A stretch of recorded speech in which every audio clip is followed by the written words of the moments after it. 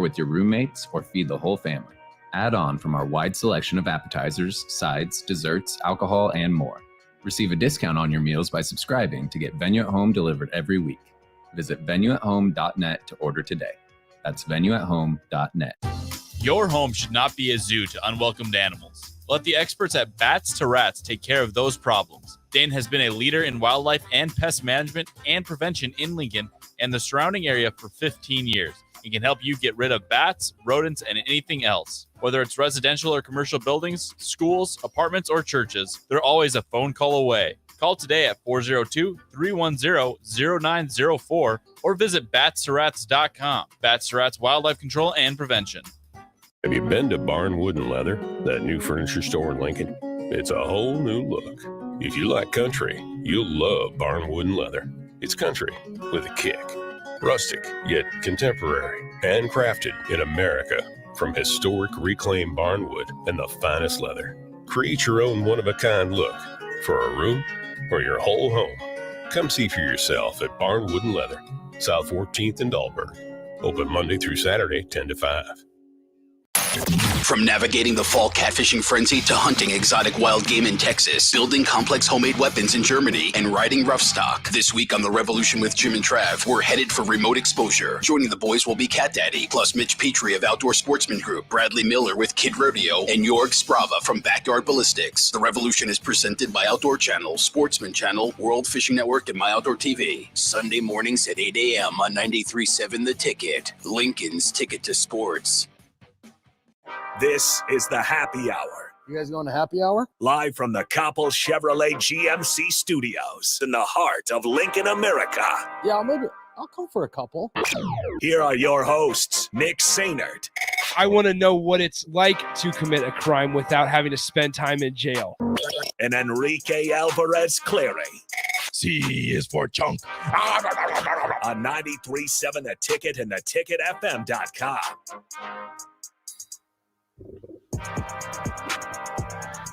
Welcome in. Happy Tuesday, folks. This is the Happy Hour, 93.7 The Ticket, ticketfm.com. Nick Sainert and Enrique Alvarez Clary with you. Hello, Rico. Program. Hello. How are you doing today? I am well. Are you sure? Yeah. Do we want to talk about what just happened? No. Okay. I'm good. All right. Just want to make sure. How pumped are you for NBA to start tonight? So excited. So excited. As you can see, I've got my Hoodie. Carmelo Anthony hoodie on because he plays tonight Yes. for the Lakers.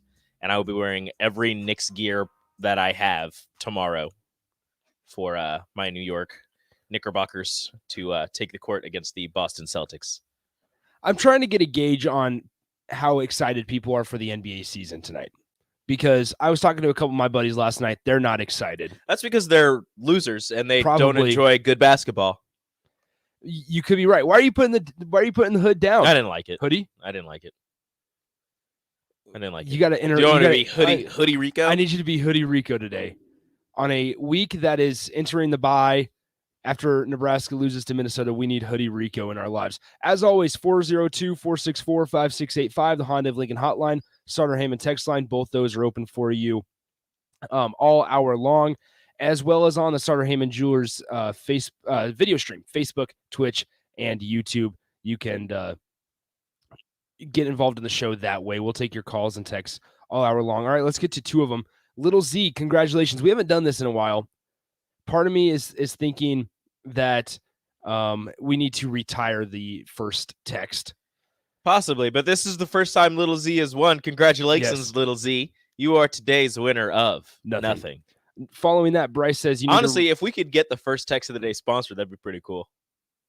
That would be what is a potential sponsor? I don't know. Verizon? I don't know. So we need some phone company. Maybe. Or just, I don't know, anybody. That's a good point. Look, if you pay us enough money, you could sponsor the first text of the day. Just letting you know that. It could be a thing. Speaking of game shows and stuff like that, we will do Two Truths and a Lie, brought to you by Muchachos. Your chance to win $25 to go visit our good friends over there, get some tacos. It is Taco Tuesday, so $1 street tacos there. You can get 25 tacos. Yeah, and it's very simple. Today's athlete, Damian Daniels. Get the right one. It'll be Damian Daniels, D-Boogie, no longer snacks. So that will be the athlete today. We'll do that here shortly. Bryce says that we need to redo our intro. The You Betcha guy is an Iowa fan. What You Betcha guy? I'm not sure. We don't have a You Betcha in the. Do Oh. we have a You? Oh, it's the guy that does the Oh, Are you going gonna happy hour? Yeah, Oh, that guy. but that works too perfect. We can't take that out. We're not. No, I like him. And I don't care if he's an Iowa fan. Look, I had a roommate in college that was an Iowa fan. He put up an Iowa flag in our common area, our living room. Ooh. The other 3 roommates, we were all Husker fans, but when we were in college, there was no winning that battle because Iowa was beating Nebraska. Yeah, you couldn't do anything about it. We just kind of left it up there. That's a tragedy. It was very sad. I apologize to the people at UNK. All right, so let's go through what we're going to talk about today. Send in your thoughts all hour long. We'll get to them. Sometimes even if they're off topic, we'll touch on them. Nebraska kickoff times. I saw somebody post this on Twitter. Unfortunately, sorry, I was really bummed because I was working hard on this spreadsheet thing. I was so proud of you because I was doing all the analytics side of things. Basically, I went in all the way since 2018, basically when Frost got here, and look at Nebraska's record, their margin of loss, their average loss differential, basically each season for each time slot. So I broke that down, and then I also looked at how Nebraska under the Scott Frost coaching staff has performed going into a bye week and then coming out of a bye week, because that's something that we kind of talked about yesterday, and even last week going into Minnesota, was saying that, well, Minnesota, they have 2 weeks to prepare for Nebraska. Nebraska, this is their 8th straight game. And now that Nebraska lost on Saturday, I even heard yesterday, and we got it on the text line a little bit throughout the course of the day, it was, well, now Nebraska has 2 weeks to prepare for Purdue and stuff like that. However, is that a good thing? That's exactly what we're going to get to. So let's go ahead and start right there. Let's go ahead and do this. Nebraska versus kickoff times. That is what I labeled this. I want to say hold on, I'm trying to think. I feel like they've gotten a lot of 11 o'clock kickoff times, so I think their record is going to be better in 11 o'clock kickoff times because they haven't gotten many night games, and the night games they have gotten, I feel like they've lost. Interesting. So it's between 11 and 2:30 or like the midday kickoff time. I'm going to go midday kickoff time has a better record, actually. Okay, here's how I broke it down. So 11 a.m. kickoffs, and then I did afternoon. So Nebraska had a 1:30 kickoff once, a 2:30, and a 3 o'clock. Yeah, the midday. So I did just afternoon or midday, however you want to categorize that. And then I did night games. So everything later than 3 p.m. Mm-hmm. So I will just start on an overall point. In 11 a.m. games, Nebraska is 7-15. In 11 a.m. games, because and you're saying, Nick, why are you doing this? Because the reason that they came out or didn't play well against Minnesota, according to them, was that they weren't awake. They weren't prepared. They were not prepared. They didn't wake up. They didn't have the juice. They didn't have the energy to play a Big Ten West opponent. So for those of you playing at home, 7-15 is a 46 win percentage. Mm-hmm. Let me just break it down year by year real quickly. 2018, they were 3-5. Lost by an average of 12 points in each of those games. In 2019, 1-2, lost by an average of 10 points. In 2020, 2-5, lost by an average of 14.6 points.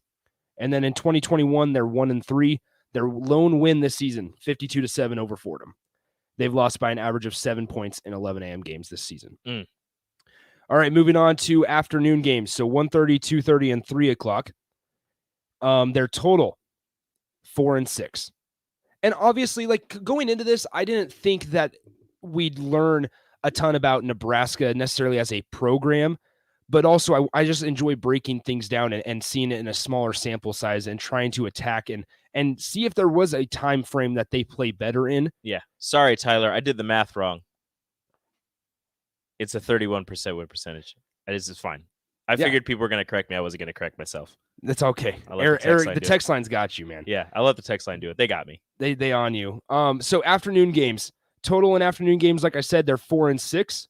They're 1-0 in 2021. That lone win was against Buffalo back on 9/11. They won 28-3 over Buffalo. In 2018, they were 1-3. They lost by an average of 9.5 points. In 2019, they were 2-3. Lost by an average of 4 points. 2019, they had some close games in there. That big one that was when the Maryland won on the road. They won 54-7. However, those 3 losses that year in 2019, lost 34-31 in overtime at Colorado, lost 38-31 versus Indiana, and then lost 27-24 versus Iowa. So once again, 4-6 in those afternoon games. All right, last but not least, night games. They are 4-5 since 2018 in night games. In 2018, they were 0-1. They lost by 17 points at Wisconsin, 41-24. In 2019, they were 2-2, lost by an average of 34 points. They lost 48-7 versus Ohio State. That was game day. Yep. And then October 12th, 2019, they lost 34-7 at Minnesota. Oh, the good Minnesota team. That was a night game? Yeah, their 2 wins in 2019 in night games, 44-8 versus Northern Illinois. That was a night game? Mm-hmm. And then what possibly on the following week against Illinois on September 21st on the road. Could have been, Adrian's best comeback win. I remember that one. I was at a wedding in Wisconsin. I was as well. I was in a wedding in Seward. So you were not as well. Not as you were at a wedding as well. I was at a wedding as well. But they won 42-38. That was the big one. Wandale had a couple good catches, not runs, but a couple good catches. In the position that he prefers to play. Yeah, but like I was saying, lost 48-7 versus Ohio State and lost 34-7 at Minnesota. In 2020, they were 1-0. Their last one of the season at Rutgers, 28-21, was their lone night game. Now, in 2021, unnamed texter said, "Great stats. Sounds like we suck at all hours of the day." Okay, I'm not trying to get to that, but I'm just trying to break it down to where we see that maybe the time of game doesn't necessarily affect how this team is playing. They've played more games at 11 because they have a not great record. Mm-hmm. So you don't want to put, except they've also played on Fox though, like Oklahoma and stuff like that. Which is like big noon, and that's the time their biggest time slot. But still, you're playing at 11 because it's not one of the bigger games of the day. So you have more of a sample size there, but it seems as if it doesn't really matter what time of day you play in. You're still not guaranteed anything. You're not guaranteed that you're going to have the juice and win the game. Yeah. So in 2021, they are 1-2 in night games. The only win was 56-7 against Northwestern. They have lost by an average of 3 points, 23-20 in overtime at Michigan State, and 32-29 versus Michigan. Once again, painful. Under Scott Frost, they are 4-5 in night games. So let me just recap the overall record in each time slot under Scott Frost. 11 a.m. games, they're 7-15. Let's also, here's an interesting activity. Let's go through their wins that they've had. To see who they've beaten in these time slots? Yes. Because I have it color-coded. I mean, I feel like they're not great. I feel like they're not great teams, but sure. Yeah. So 11 a.m. victories. Bethune-Cookman, Illinois, Michigan State. That was all in 2018. That was a good team. The game in 2018 was the 9-6 win against Michigan State. Yeah, that was a good Michigan State team, wasn't it? It was a decent team, and that was also when Nebraska was starting to. Well, we all thought that they were. That was the turnaround. Yeah, we were like, man, if this is a Big Ten team because they're starting to really. They won by a Big Ten score. Exactly, and they're playing hard-nosed football with Divino Zigbo and that. All right, that was in 2018. 2019, their one win at 11 a.m. The first game of the season, 35-21 versus South Alabama. Not a great team. 2020, the Penn State game that they actually almost lost. Not a great team. And at Purdue, the one where special teams and defense, because they had that blocked punt. Oh, yeah. And defense team. played well, yeah. In 2021, Fordham. Great team. Fantastic team. Not a great team. Best team in the country. Afternoon games, their wins. Like I said, there's only been 4 of them under Scott Frost. Minnesota, Northwestern, at Maryland, versus Buffalo. Night games. Versus Northern Illinois, at Rutgers, versus Northwestern. Notice on this list, and Northwestern twice, Illinois twice. Yeah. Rutgers once, Maryland once, Buffalo, Fordham, Bethune-Cookman. Michigan State, Penn State. Mm-hmm. Yeah. Not Looks that, great. again, I don't need to be the one to tell you guys this because, like, I know this has been a talking point under Scott Frost the entire time. But once again, notice that when we talk about separating or at least competing for a spot in the top echelon or closer to the top in the Big Ten West, you don't see Nebraska being able to get on top of Wisconsin, Iowa, Minnesota many times. Do we have a good win, says an unnamed texter. The Michigan State win is probably the best win. What is the best win? I think it'd be the Michigan State win. Is it Michigan State? Is it they won 53-28 against Minnesota back on October 20th, 2018? That was the game after Bethune, or no, that was before Bethune-Cookman. Was that a good Minnesota team? But what year was it? 2018. That was before. So that was before they were fantastic. No, I wouldn't count that. They were switching between quarterbacks because Zach Annexstad got hurt in that one, and then Tanner Morgan came in, and then he kept the job from then on. That's right. I forgot about Zach Annexstad. He's still there? No way. No, his brother. There is an Annexstad on the team still. It's not him though. I think it's his brother. Somebody with the name Annexstad. I would assume his brother. Yeah, and like we once again the narrative of Scott Frost. We're actually going to talk about their red zone offense here in the next segment. But I wanted to spend a little bit of time on this because their red zone offense has not been anything to write home about this year. Statistically and just from an eye test. Part of that's the bad field goal kicking. Connor Culp is 6 of 12 on the year. Part of that is because Nebraska just isn't very diverse in their play calling when they get inside the 20-yard line. The inability to throw the ball in the red zone is something that, as you will be able to tell when we get into that, very damning for this team and something that is extremely hurtful. Yeah. And we're told this on the text line, but I was also going to add this. That Minnesota game, the 53-28, was Frost's first win because it was before the Bethune-Cookman when they brought Bethune-Cookman in and the awesome punter that they had and everything like that. After their first game got canceled. Yeah, so like the best win that they've had at 11 a.m., the 9-6 win in 2018 against Michigan State. I think that's fair. Sounds about right.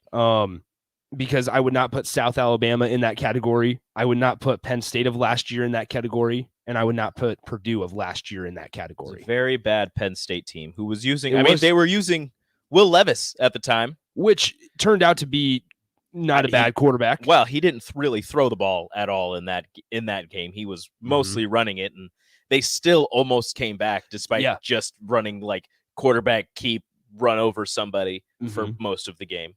Yeah, and I believe was that the game that Luke McCaffrey started? Yes. There you go. It was Luke McCaffrey's first start and his first win. And not great after that. Yeah. So we have that. Okay, let's look at the afternoon time slot. Best win. They've had 4. Buffalo of this year, at Maryland in 2019 versus Northwestern in 2019. The Northwestern, I probably would say the Northwestern one, because that was a gritty win that they it wasn't necessarily pretty, but Lane McCallum hit the field goal to avoid overtime from, I don't know, it was from a short distance. It was a line drive that did not necessarily a little look bit good. further than an extra point, but not by much. Yeah, it didn't look good, but it was. I thought it got blocked. Yeah, because it was such a low. I still don't know how it didn't get blocked. So I guess that's a toss up. The 54-7 one at Maryland was encouraging, maybe. Because then it was, oh man, let's go into. I don't know if I can take any of the blowout wins that they have, as anything, because they've all turned out to be nothing. Well, that's exactly it. Because remember, let's go back to 2019, because that's November 23rd, so it was second to last week of the season. They just beat Maryland 54-7 earlier that day, and then you're looking at it and saying, oh, Nebraska plays Iowa next Friday, and they lose 27-24 against Iowa in a game that. Nebraska, once again, the same narrative, same thought. Missed opportunities. Bingo. And I believe that's the one that Keith Duncan. Was that the kisses? Yeah, kissed her. I thought he shushed the crowd, but yeah, you're right. Kisses. That's right. And that was another one. It's just like, man, oh man. But then, like I said, this year, 28-3 over Buffalo is their lone afternoon. All right, let's look at night games before we take our first break here in a couple minutes. Once again, they're 4-5. They're 4 wins versus Northern Illinois, 44-8 in 2018. No.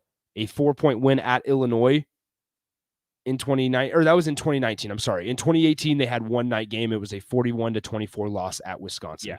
My bad. In 2019, they won 44-8 versus Northern Illinois, 42-38 at Illinois. In 2020, 28-21 at Rutgers. And then this season, 56-7 versus Northwestern. I want to say the Rutgers game because it just showed that you do have the ability to run the ball and you can play kind of a Big Ten style offense. Again, it turned out to be nothing. It got us our first glimpse of Turner Corcoran. It got us the first glimpse of what can happen with Dedrick Mills. Unfortunately, he left right after that. That was one of those games Nebraska turned over the football, and they still found a way to win. Because like the Illinois game, I mean, you could kind of throw that one in there because it was a disgusting game. Like Nebraska played awful and still found a way to win the game. That's right. You saw what Adrian Martinez is capable of when all systems are firing, all systems are on go. But even then, it's hard to choose a best win when all of the wins amount to really nothing. Well, that's what, and I'm looking at the programs that they're beating, and it's just there's at the time, and even some of them still. They weren't great programs. It's not a signature program, which is something that Nebraska as a fan base and I maybe even the media too. That's what they criticized Bo about, right? Is that he can't get it done when it matters. The big ones. He can't. Yeah, they don't stay competitive. Mike Riley was a similar situation. It's the same story, not only under Scott Frost, but it's the same story over the past 3 coaches. Is that none of them. They can stay. Maybe they'll find a diamond in the rough where they're able to stay competitive for a glimpse of it, or for a short amount of time, or even stretch it to the fourth quarter, like we've seen against Michigan and Oklahoma this season from Scott Frost. But at the end of the day, close games don't count. Close games don't show up in the win column. Moral victories mean nothing. And I need to kind of not apologize. That's not the right thing, because I did take a moral victory from the Oklahoma game. I took 3 moral victories this year.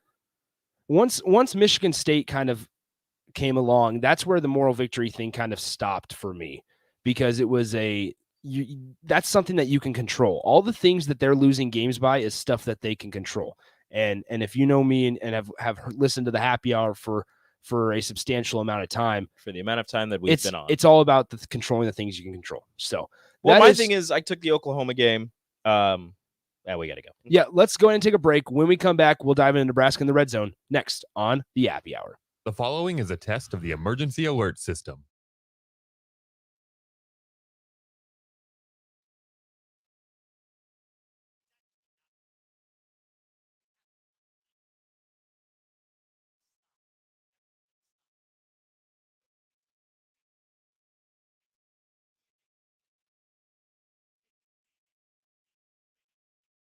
Follow Nick and Enrique on Twitter at Nick_Sainert and at Radio Rico AC. More of Happy Hour is next on 93.7 The Ticket and theticketfm.com. At MD Pain, we know chronic pain is a problem.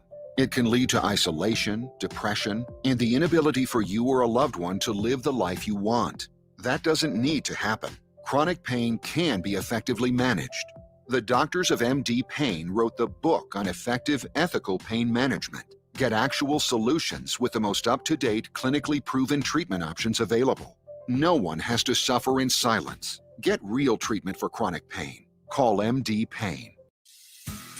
Tractor Supply Distribution Center in Waverly is now hiring for all shifts. They're a 24/7 facility and a clean environment to work in. There's potential to earn up to $25.25 per hour with opportunities for overtime. They also offer a retention bonus, as new team members are eligible for a bonus as high as $1,000. Come be a part of the Tractor Supply team. Apply today at www.tractorsupply.jobs. Have you been to Barn Wood & Leather, that new furniture store in Lincoln? It's a whole new look. If you like country, you'll love Barn Wood & Leather. It's country with a kick. Rustic, yet contemporary. Handcrafted in America. From historic reclaimed barnwood and the finest leather. Create your own one-of-a-kind look for a room or your whole home. Come see for yourself at Barn Wooden Leather, South 14th and Dahlberg. Open Monday through Saturday, 10 to 5. Gray Diesel and Equipment Services is hiring and seeking motivated applicants. Gray offers a second-to-none benefit package that includes health, dental, vision, 401k, paid vacation, and paid holidays. They offer great pay and tuition reimbursement or a tool purchase program for qualified candidates. It's a fun, friendly team with lots of variety and work assignments, so there's something for everybody. View and apply for their job openings today at grayusa.com or visit them in person just off I-80 and North 56th Street. Come be a part of the Gray difference. Your home is your empire. Protect it with Empire Fence. Get a free instant quote with the online estimating tool at empire-fence.com. See an upfront estimate with no hidden fees. An Empire Fence can provide privacy and improve the appearance of your home. Keep kids and pets in or out of your yard. Increase security and add value to your property. Visit empire-fence.com now to view the stylish and maintenance-free possibilities for your home and get a free instant online quote. Let Empire Fence protect your empire. The party is back on in Lincoln this fall, and there's no party like the A1 Automotive Ticket Tailgate pregame show at Tipsy Tina's in the Haymarket. Join the whole ticket crew for 2.5 hours of pregame coverage before every home and away game this football season as they get you ready for the game. It's the A1 Automotive Ticket Tailgate pregame show at Tipsy Tina's in the Haymarket. Sponsored by Farrell's Extreme Body Shaping, Tractor Supply Distribution Center, T.O. Haas Tire and Auto, Planet Fitness, Barnwood and Leather, and Vitalize Health. Your home should not be a zoo to unwelcomed animals. Let the experts at Bats to Rats take care of those problems. Dane has been a leader in wildlife and pest management and prevention in Lincoln and the surrounding area for 15 years. He can help you get rid of bats, rodents, and anything else. Whether it's residential or commercial buildings, schools, apartments, or churches, they're always a phone call away. Call today at 402-310-0904 or visit batsrats.com. Bats to Rats Wildlife Control and Prevention. Welcome to today's episode of The Great Unknowns. Last time, we talked about why chickens can't just cross the road in peace. Today's topic is the great unknowns of the future. Like, am I ready for what life throws at me? Well, that answer is easy. Just call a local State Farm agent. State Farm agents will help you plan for the what-ifs in life so you know what to expect if the unexpected happens. When you want the real deal, like a good neighbor, State Farm is there. Call your local State Farm agent, Vinny Kreekak, at 402-474-1173. Venue at Home is your answer for locally made, freshly prepared meals delivered to your door every week. Our meals come ready to heat and eat. With size for 4, Venue at Home is perfect for busy people who want a quick, easy, and delicious meal option to share with your roommates or feed the whole family. Add on from our wide selection of appetizers, sides, desserts, alcohol, and more. Receive a discount on your meals by subscribing to get Venue at Home delivered every week. Visit venueathome.net to order today. That's venueathome.net. You're listening to The Happy Hour with Nick Sainert and Enrique Alvarez Clary on 93.7 The Ticket and theticketfm.com.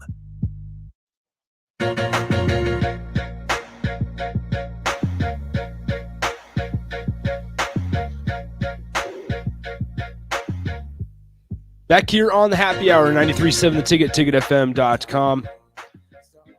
402-464-5685. We got this off the text line a little bit earlier. It's amusing how bad they are at 11 a.m. The narrative when Frost started the morning practices was how big of an advantage we would have for early kickoff times. I forgot about the whole morning. I forgot when that was announced, and everybody was like, a big deal. He was like, yeah, we practice early in the morning, so, we're ready to go at the earlier kickoff times. Oh, yeah. 7 and 15. That's a little awkward, isn't it? Yeah, it's very bad. Okay, let's look at bye week statistics. Before, do we have to? Since that's what we're in. Do we have we're in the middle of a bye week right now. I don't know if I want to. So in 2018, you remember that they had the game against Akron canceled. Counts as a bye game. Bye week. So that was a bye week. They were in the stadium. They filled it with Bethune-Cookman. I know. So that's why. But they were in the stadium. Did they do the tunnel? Yeah, they did the tunnel walk. They did the tunnel walk. They did everything in preparing for the game. They got kickoff, and then it was canceled. It was a bye week. Does that still count as a bye week? Yes, it was a bye week. They didn't play. All right. So that's an emotional bye week. So coming out of that bye week, they lost to Colorado the following week. I didn't put that on my sheet, but we remember. Yeah, Adrian got hurt. That's right, because the Colorado dude twisted his leg under the pile. That was a big deal. Oh, that was like the Colorado rivalry is still alive. That was a rough day. Yeah. All right, 2019. They lost 34-7 at Minnesota going into the bye week. Coming out of the bye week, lost 38-31 versus Indiana. That same year, later on that season, they lost 31-27 at Purdue going into the second bye week. They lost 37-21 versus Wisconsin coming out of the second bye week. Because I believe that was one of the years that Cruikshank destroyed Nebraska. We don't mention that name on these here airwaves. 2020, they did not have a bye week because of everything going on. So 2021, they lost 30-23 at Minnesota going into the bye week.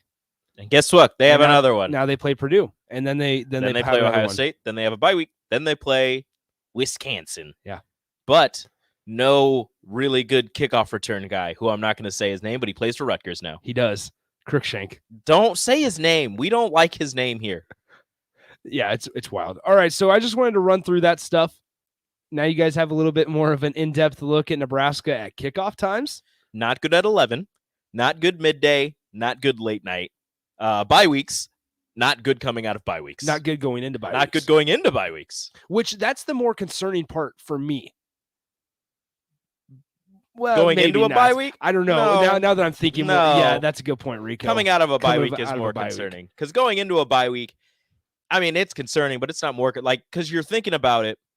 You're going into a week where you're going to practice, but you're not going to have a game at the end of the week. Yeah. So what you can do in that game is, as they were saying before, we can empty our tanks in this game. We can go all out, which they go all out every game, but we can go all out even more. And just put everything on the line, because guess what? Next week, after all these practices, we have a day off. We have a weekend off where we can just relax and recover our bodies and, get some more ice baths, heat treatment, whatever, stretching, whatever they do to recover their bodies. They have an extra day to do that next week. Coming out of a bye week, you have 2 weeks of practices preparing for one opponent. And if you're coming out of 2 weeks of practicing and preparing and film study and learning tendencies for the person who's going to be lined up next or across from you, and you still come out flat and I know, not everybody wins out of a bye week, but there are coaches who have extremely good records coming out of bye weeks. You're not going to win every time, but the fact that Nebraska is currently winless under Scott Frost after a bye week is extremely concerning, considering the massive amount of prep time you have devoted to one opponent. Well, it's going into a bye week and coming out of it too. It's just the fact that they both line up. That's even more concerning. But you're absolutely right there. I'm looking at this Indiana one. That was a game that Adrian did not play in. That was Noah Vedral and Luke McCaffrey. Why do you say his name like that? I don't know why I say his name like that. Vedral. Noah Vedral. Noah Vedral. Vedral, yes. What in the world is going on? And then J.D. Spielman also threw a pass, 1 for 1, 22 yards in that. Yeah, game. he did. Wandale Robinson rushing, 22 carries, 83 yards and a touchdown. Wandale receiving, 6 receptions, 71 yards. So, I don't think I'm ever gonna get over that. No, I'm not. I'm never gonna get over the fact that they had a guy who is currently leading the best conference in football, the best. I'm not even going to sugarcoat it. The best conference in college football in receiving yards, with a quarterback who we saw last year doesn't throw the ball. I mean, he got better. He can throw it a little bit, obviously, as you can see, but more of a running quarterback. And he has the SEC's leading receiver on his team. Nebraska had him for multiple years and thought, you know what we should do with this guy who's not 5'8", but we're going to list him at 5'8"? Make him run between the tackles. Sounds like a great idea to me. I came across the article. I'm never getting over that. I came across the article the other day, since we're on this discussion of when Wandale, it actually came up on the Time Hop the other day. And it was when Wandale was standing up there for the new facility at Brought College Game Day. for College Game Day, and I thought, wow, how the turntables. Brought the guy who wanted to commit to you, didn't commit to you, committed to Kentucky, and then second guessed himself and thought, no, Nebraska feels like home to me. Yeah. You mismanaged it. He went back to his real home, his actual home, and is currently thriving. Which I'm happy. Like it's super. I am too. It's super good. Like good dude. Yeah. All right. Let's. The next game off the bye week was against Purdue at Purdue on the road. They lost 31-27 in 2019. Adrian Martinez 247, no touchdowns, 1 INT. Rushing, Adrian 12 carries, 58 yards, 2 touchdowns. Wandale 14 carries, 29 yards. Purdue. Let's look at Purdue stats. Jack Plummer. 25 of 34 through the air, 242, 2 touchdowns, 2 interceptions. So you were able to turn him over. Yeah. And you still couldn't win the game. Yeah, that's how it goes. Remember when Nebraska had a 10-0 lead after the first quarter and then didn't score any points in the second quarter, scored 3 points in the third quarter, and scored 14 in the fourth quarter. But so did Purdue. Remember when we thought all Nebraska has to do is stay positive in the turnover margins and they'll have really good chances to win these games. Yeah. And then they still lose the games. Purdue had 10 penalties to Nebraska's 3 that game. Can't blame the refs. So just disappointing there. All right, let's talk about Nebraska's red zone offense. Let's do it. Hey guys, remember when this was the happy hour? It's the statistical hour today. It's statistical. Goodness gracious, Nick, you're just crushing everybody during this bye week. I'm not. Yesterday we talked about sadness after the Minnesota loss. Today, hey, do you want to know how bad Nebraska is? Well, I've got some numbers for you. It doesn't have to be sad. Why doesn't it have? It has to be sad. It's sad. They're not good numbers. It's not my fault that it's sad, though. We don't have to talk about the numbers. What am I supposed to tell you? We're going to talk about the numbers. Rico, guess what? They're 7-15 in 11 a.m. games. That's fantastic. Wow, that's great. That's a losing record. That's fine. You know, if they win 7 in a row, they'll still be one under 500. If they double their wins at 11 a.m. in the last 4 years, they'll still be They'll be 14-15. Wow, math, numbers. Yeah, okay, Lucas got me on the text line. It wouldn't be sad if Nebraska was good. I'm not saying Nebraska is not good. I'm just saying statistically and looking at the numbers that are on paper. I'm not saying Nebraska's not good. I'm just saying that if you look at everything that we've been given, Nebraska's not good. That's what you're saying. That's what you just tried to say. Yeah. You tried to spin it. You can't spin it. Don't spin it. Get to the red zone offense. Okay, red zone offense. Here we go. We got a couple minutes left before we got to take our final timeout and get to the game show. That's how we'll end on happy note. We'll end on muchachos and start talking about hot seat. Nebraska in the red zone. Nebraska ranks 8th in the Big Ten and 105th in the nation in terms of red zone scoring offense. Now you say, what are the teams around him, Nick? Well, I have those. Kent State. What are the teams around them, Nick? Thank you. Kent State, who is 3-4, and Louisiana Tech, who is 2-4. Seems like similar company. Yeah. Ooh. Part of this, like I said earlier, due to poor field goal kicking, Connor Culp, 6 of 12 on the year. On one hand, he's shown the ability to hit 50-yarders, like he did against Oklahoma. On the other hand, he's shown the inability to hit chip shots. Concerning. When Nebraska gets into the red zone, they run the football. This is the one that stuck out to me the most. We talk about Nebraska and trying to establish a running game and committing to it when it doesn't even work or when it's not as successful as you'd hope. But to this point, Nebraska, you bring in a guy like Marquise Stepp or even a Savion Morrison and more Marquise Stepp that has shown the ability to be more of a power style back instead of a speed back like a Gabe Ervin would be. Gabe Ervin kind of showed to be the right in the middle there where he could kind of do it all. Bit of everything. And Ramir Johnson's starting to turn some heads and he's ran really, really well. Don't get it twisted. Like I'm not saying that he hasn't stepped up well. He's taken advantage of his opportunities and ran between the tackles pretty, decent, which is something that was a criticism of his since he's been here. That's me. Yeah. A lot of people have said that also. However, you can look at packages that they have and the personnel that they have, and that's been somewhat of a problem in recent years with Scott Frost. But like I was saying, when Nebraska gets into the red zone, they run the football 85% of the time. To put that into standard numbers, Nebraska has snapped the ball 107 times in the red zone this season. 91 of those have been run plays. 16 of those have been pass plays. So that's where you kind of talk about this, the diverse play calling when you get into a situation like the red zone where there's a smaller field to work with, there's more guys in the area, stuff like that. There's a couple ways to look at this. Number one, Scott Frost and Matt Lubick don't trust Adrian to throw the ball in the red zone, which he has shown a inability to get the ball into tight windows, which is all the red zone is, because as you said, there is less space. The bodies are closer together. The windows are tighter. Adrian Martinez, for whatever reason, either doesn't trust himself or they don't trust him to get the ball into those tight windows and make the correct throw for gains in the red zone. So you can look at it that way, or number two, you can look at it this way, that they're playing it safe. They repeatedly play it safe and conservative, which is something that this staff said that when they got here, they were not going to do, that they were going fear of failure. Yes. They play it safe and they run the football. Haven't heard that one in a while. 91 out of 107 snaps are run plays. A lot of quarterback runs. And that's what I want. Don't. I'm not trying to get that to cloud your judgment on Nebraska's best play is Adrian Martinez running the football. True. But at some point, and we saw it on Saturday, and this was what I was going to get to. In a red zone trip on Saturday, Minnesota loaded the box with 6 dudes. They left Nebraska receivers, 4 of them to be exact, in one-on-one coverage. And Nebraska ran the football.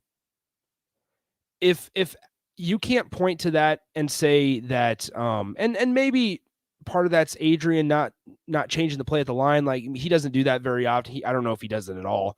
Part of that might just be a good read by Minnesota.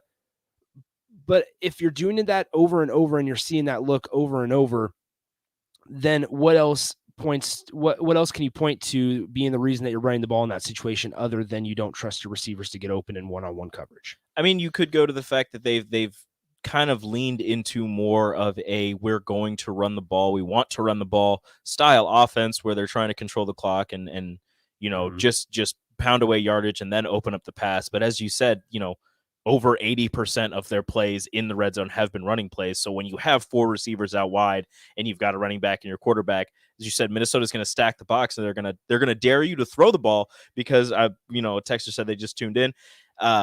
It could be the lack of trust in Adrian hitting the receivers or the lack of Adrian believing that he can hit the receivers that leads them to handing the ball off more. But it also kind of goes back to it just goes back to the no fear of failure and the current fear of failure.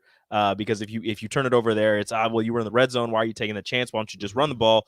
You run the ball, you get stuffed, and you're like, oh well, we can kick it. We can kick the field goal, but then at the same time, at least this season, not last season, but this season, you're like, exactly. Who do we like? We're scared to let Connor Culp kick the ball because we don't know if he's going to make it. So right now, it's just a bunch of things that aren't working for you, and you're just trying to find the safest option, which is just either let Adrian keep it and run it, or hand it off to a running back and get 2 or 3 yards, and maybe the blocking will be on point, and he just has to break 1 tackle and he can break something. And I'll say this before we take a break here. There's a way to fix this, a simple way. That they've started to do in recent weeks, and that's incorporate the tight ends. You have 6'9" Austin Allen out there. You have 6'6", 260-pound Travis Vokalek. Vokalek has 5 catches on the year. I know he was banged up early in the season. 5 catches for 74 yards on the year. And yes, pass catching is not Vokalek's forte necessarily. It's more of the blocker, but also who have they brought in when they need a pass blocker or something like that in a goal line situation? Chancellor Brewington. So that's exactly what I'm getting at, is there are ways, and looking at this, it shows how repetitive and not diverse Nebraska's play calling in the red zone is. And that is a big reason. When it works, do what you know how to do. Do what you know best and what you have the most confidence in. We see it with other Big Ten programs. But when it's not working, something's got to change. And this has shown this season that in 91 running plays and 107 snaps inside the red zone, something's not working because you rank 105th in the country in red zone scoring offense. Part of that is your kicker is 6 of 12. Part of that is because you just can't get any ground made up in the red zone, and that needs to change if you want to compete in the Big Ten West. Let's go ahead and take our final timeout. Call now, 464-5685. Play Two Truths and a Lie. Damian Daniels is the athlete today. Win $25 to Muchachos. We'll do that next.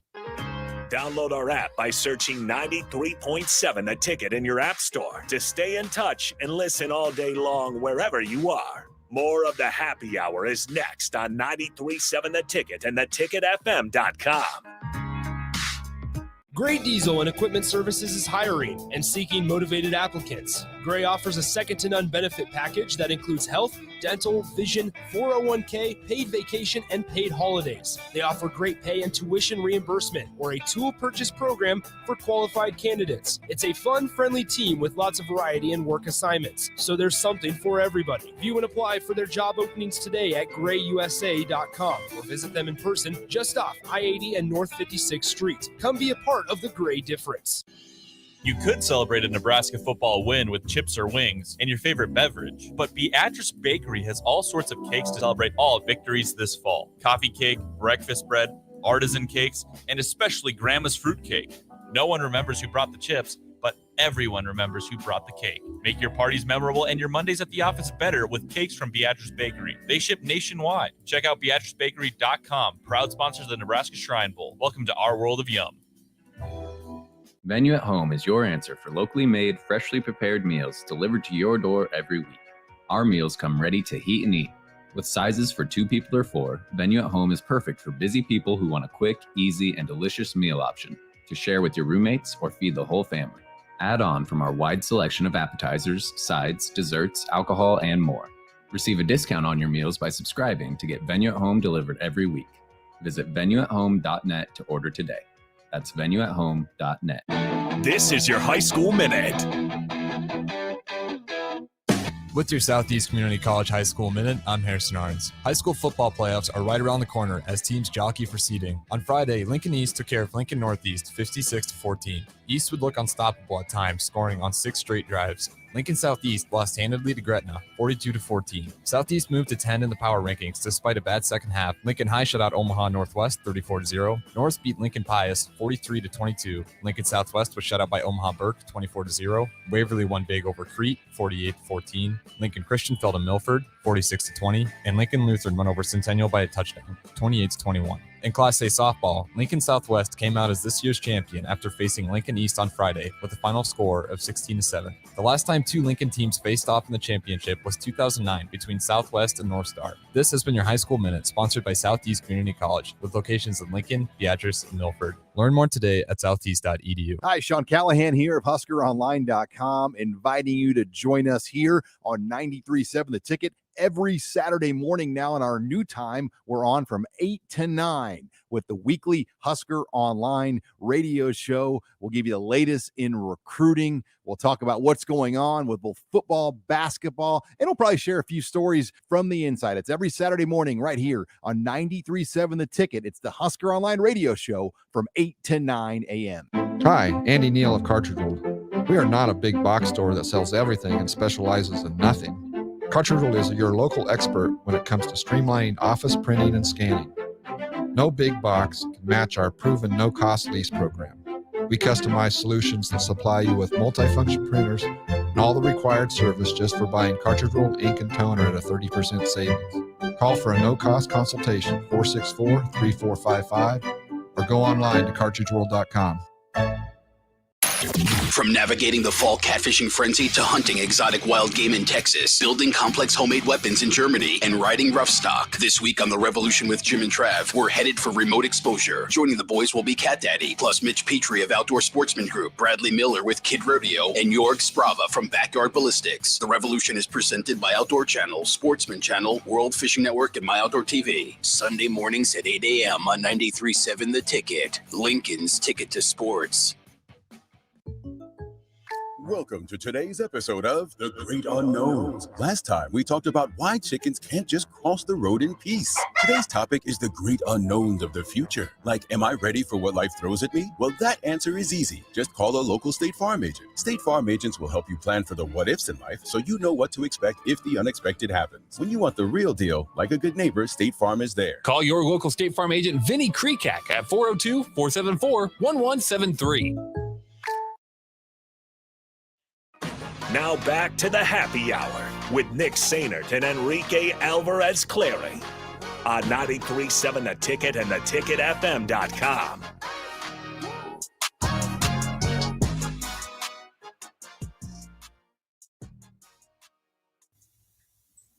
Just a sad time. Call right now, 464-5685 to play Two Truths and a Lie and win $25 to Muchachos. I was a roller skating waiter at an A&W root beer stand. I have taken a bubble bath in Oprah's bathtub. I can't lie! On 93.7 The Ticket and theticketfm.com. All right, we got a line open, 464-5685. Play Two Truths and a Lie to win $25 to Muchachos. The athlete this week, Damian Daniels, D Boogie. And no, you are not getting any questions before you call. I found out today that D Boogie gets his haircut at the same place I do. Does and he? the same place Happer does. Yeah. Same place I do. Same place you do. Are you going back? I don't know. It was pretty nice. It's pretty good. I don't know. We'll see. You pay for the. We'll see. You pay for the. You pay for the experience. You don't just pay for the haircut. Absolutely, You it's pay for the whole thing. Do we have somebody going back there to answer a phone? Well, I saw Mark going and then he stopped. All right, that's all right. Let's just maybe take it. Let's just stopped ringing. Did it stop ringing? Yeah. Hmm. All right, we got another line open. You guys want to know what it sounds like? Thanks, Rico. That's you guys. Fix it. 464-5685. NBA tonight, Rico. Nets at Bucks, Warriors at Lakers. Give me the Bucks, but Nets. KD drops like 30 plus. And then give me the Lakers. Melo starts off his Lakers tenure with a nice 14-point game. All right. Nobody. Lakers win. Bucks this is win. not good. What is happening? Does nobody want Muchachos? Is that?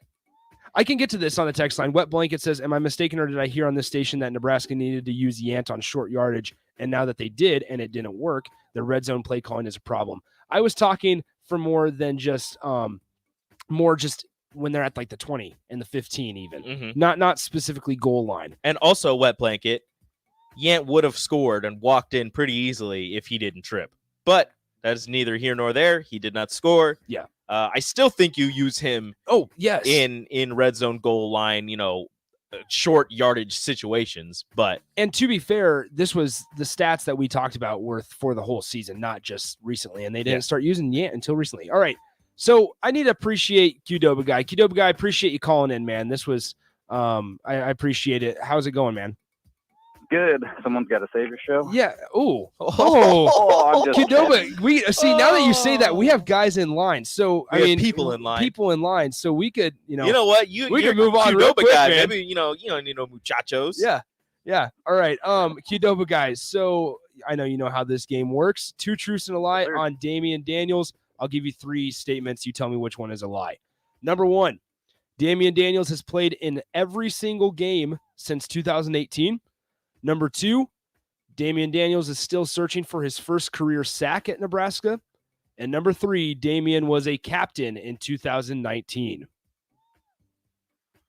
Oh, I'm going to go number one. I'm sorry. That is incorrect. He has played in every single game since 2019. All right, Rico, you want to hit number three there? All right, we got Dane now. Dane, how's it going, man? Going pretty good. Awesome. Did you hear the statements at all? Yes, he was not a captain. That was false with three. Nice job, Dane. You have won $25 to Muchachos. That's right. His brother Darian was the captain in 2019. However, he and his brother have both been captains now, obviously. Mm-hmm. And so that's the 9th duo of brothers to be captains in Nebraska football history. Really? Yeah. I couldn't name the previous ones. Oh, I was going to say, do you know the others? It's been a day of stats and come on, man. You can't just stuff you like can't that. Just throw that out there and not tell me. I know. I apologize. So appreciate it, Dane, for playing. Thanks to Jim, who also called in. Sorry we didn't get you. We'll get it to you next week. We were talking during the break. We need to have this game at a set time every single Tuesday. So we're gonna do it at the back half of the second segment every single Tuesday. Win $25 to Muchachos with two truths and a lie. We have about a minute left. Nets and Bucks tonight. Warriors and Lakers. Nets and Bucks play at 6:30 on TNT, while the Warriors and Lakers play at 9 o'clock on TNT. How much is Melo going to play? A decent amount. Okay. I think he gets over 20 minutes. 6th man of the year. It's going to happen. Okay. You know who I'm really excited to see outside of Melo, though? Klay Thompson. Dude hasn't played in 2 years. That is I'm exciting. so excited to see Klay Thompson. How do you feel about the Yankees extending Boone for a couple years? I actually literally have zero feelings. I'm not mad. I'm not happy. I don't care. Just win, please. All right. Like I don't know who else they would have gone out and gotten. Like I don't know the whole manager situation in Major League Baseball. So I mean, whatever, dude. You can have David Ross. I think I'm good. I would be too. That is all for today. Stick around. One-on-one with DP is next. We'll talk to you on Wednesday. Adios. Welcome to today's episode